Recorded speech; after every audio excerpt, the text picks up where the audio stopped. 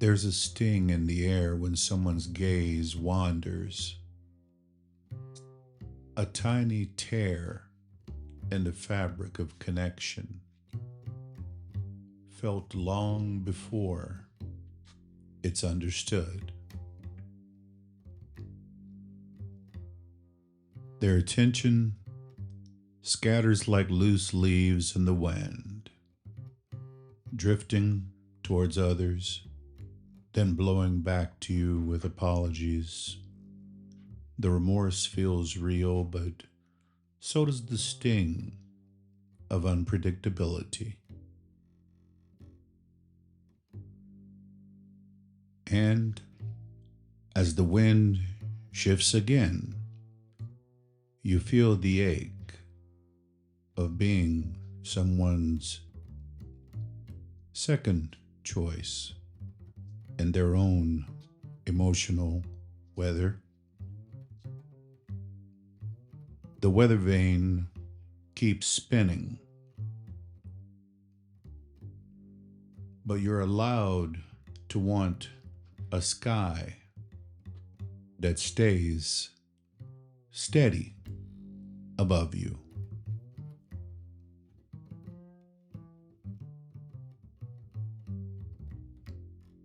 Hello, and welcome to Truth Talk. We're in the middle of a Weathervane situation. Fickle. Situation number 4. Intermittent flirting, attention seeking with remorse.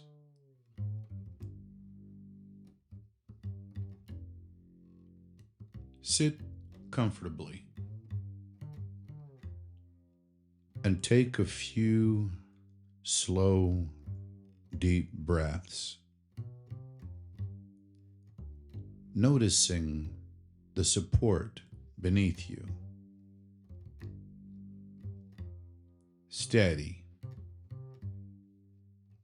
like the porch steps of a childhood home in Los Angeles, California,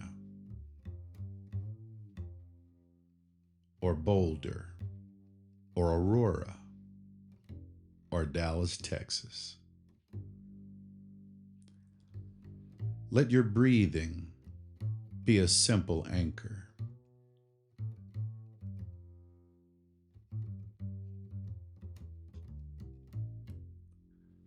Now, bring to mind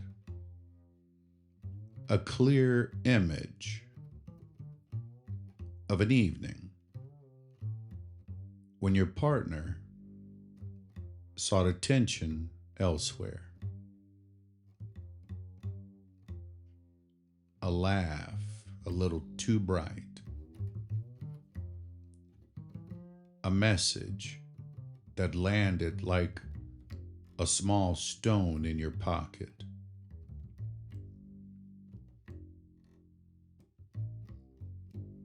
A text that wasn't intended for you.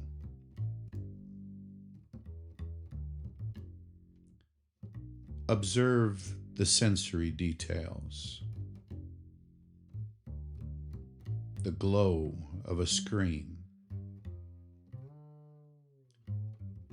The quickened tone of their voice.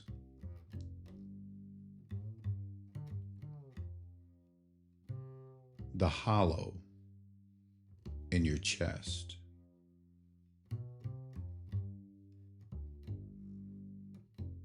Then,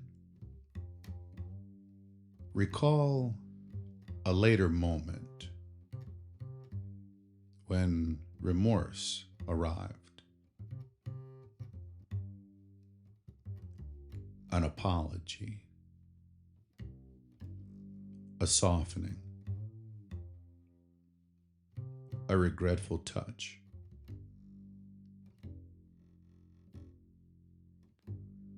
Let both images be present, separate like two stones on a table.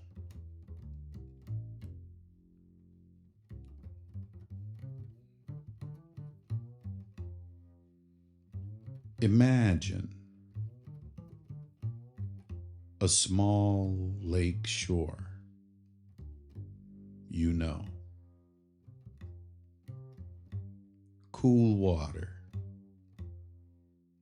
wind across the surface, reeds that whisper.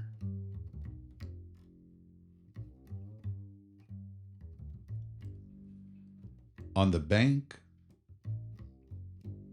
are three items: a glass jar labeled truth, a cloth labeled self-care, and a small boat labeled repair.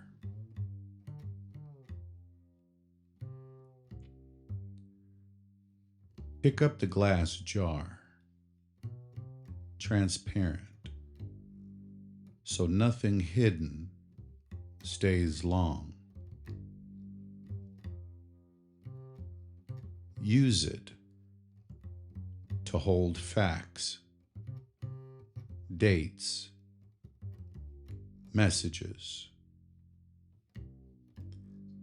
repeated patterns you've observed.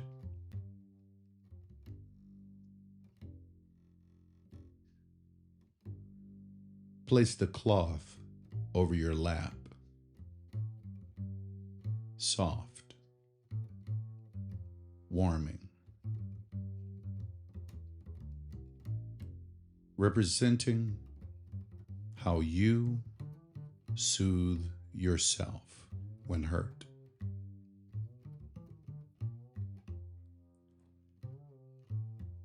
See the boat as the careful, shared work of repair. It requires two hands, time and willingness.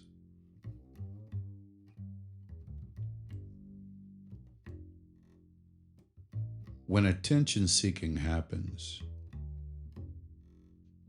use the jar of truth to notice what actually occurred without amplifying or minimizing specific actions, their timing, your feelings after.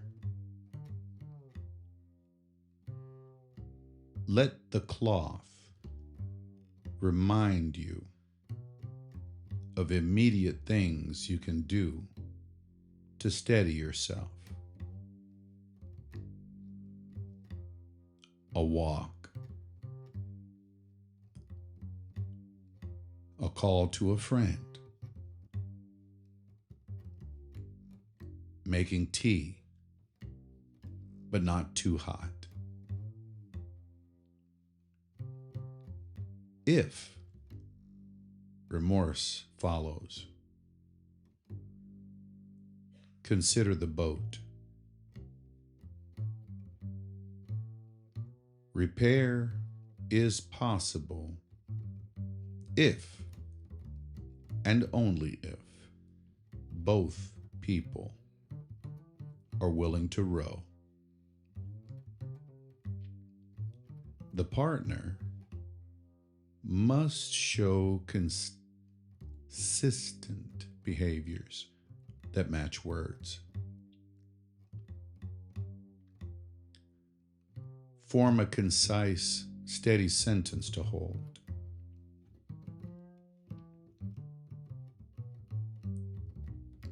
When you seek attention from others, I feel diminished.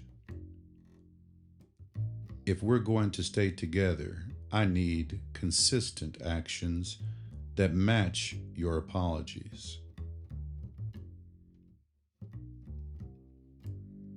Say it slowly, with breath.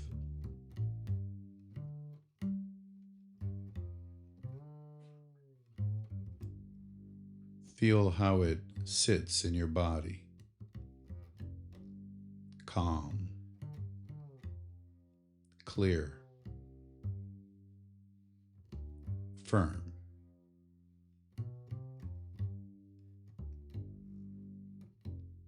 If shame or anger surfaces,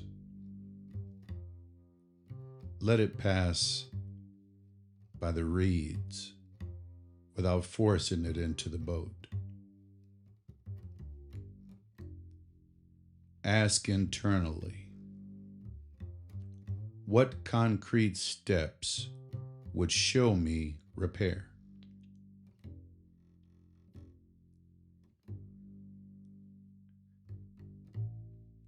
Some examples: transparency with communication, agreed boundaries about contact with others, or joint counseling.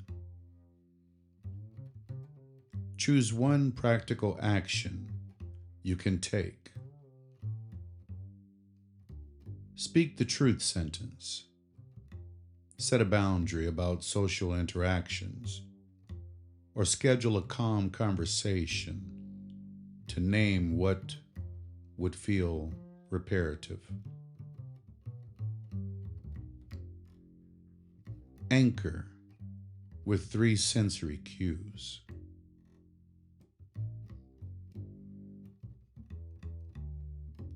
The clarity of the glass jar. The warmth of the cloth.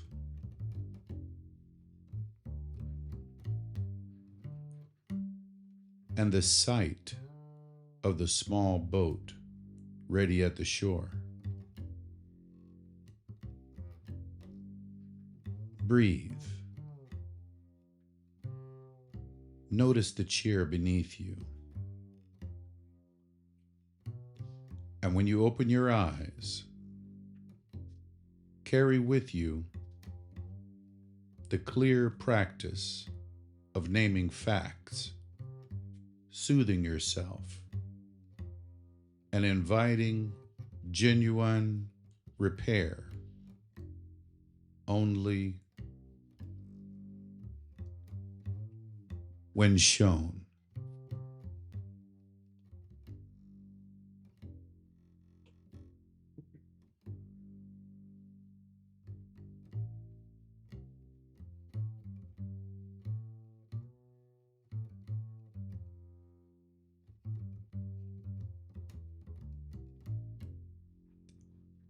And as the wind shifts again,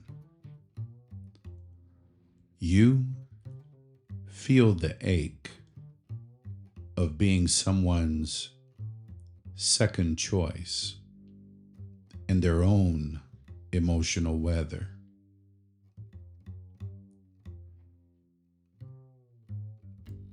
The weather vane keeps spinning,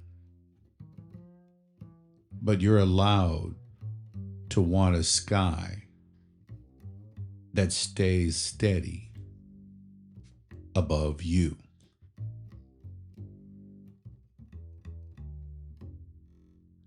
Thank you for listening to True Talk. We'll see you in the next episode when we tackle the 5th episode in the series, Fickle, the Weathervane situation, number 5. Until then, be good to yourself, be kind to your mind. Calm is your comeback.